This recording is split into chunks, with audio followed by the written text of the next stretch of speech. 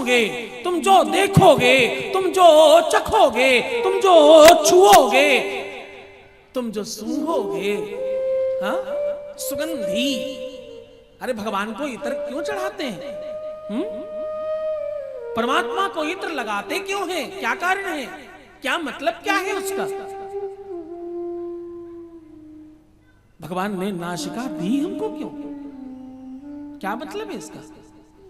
और लोग क्यों कहते हैं कि भैया नाक मत कटा देना? इन सब बातों का आपस में कोई संबंध है क्या? इन बातों का आपस में कोई कॉन्टेक्ट है क्या? हाँ, इसका भारी कॉन्टेक्ट। क्या?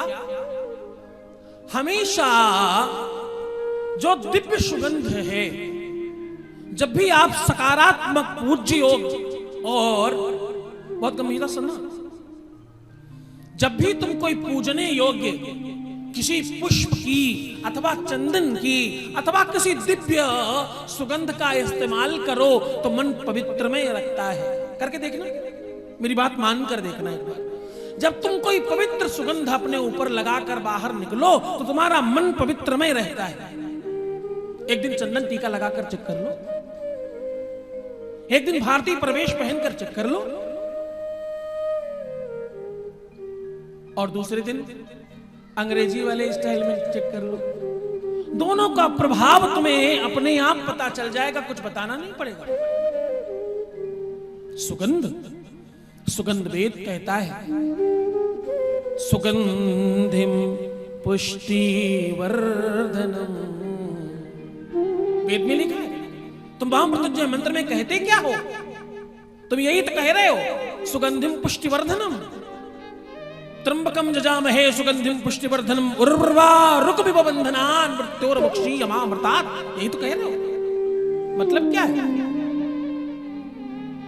सुगंधी की पुष्टि हो, जीवन में यश की पुष्टि हो, हम सही और वास्तविक दिशा और वास्तविक सुगंध पर कार्य करें।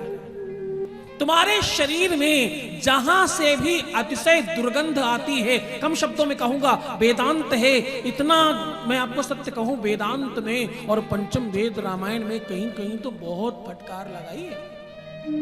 कम शब्दों में समझना, तुम सब बच्चे हो, बिल्कुल वैसा मानकर कहने जा रहा हूं। पूरे शरीर में जहां से भी दुर्गंध आती हो, उन अंग प्रत्यंगों का अत्यधिक उपयोग और प्रयोग करना नाक कटवाने का ही कार्य कहलाता है। इसलिए सुगंधिम पुष्टिवर्धनम, सुगंध में रहे, दुर्गंध में नहीं। किस में रहे? सुगंध में रहे, दुर्गंध में नहीं। तुम्हारा मुख भी तब सुगंधदायक होता है जब तुम दंत धावन मंजन इत्यादि करते हो। मतलब क्या है? जब तुम परमात्म स्वरूप कड़वी नीम और अथवा मृतिका की भस्म उठाकर घर्षण करते हो, भगवान राम का नाम जपते हो मानो, तब तुम्हारे जीवन में सुगंधी आती। इसका ये प्रेरक है। तो 5 कर्मेंद्रियां और 5 ज्ञानेंद्रियां,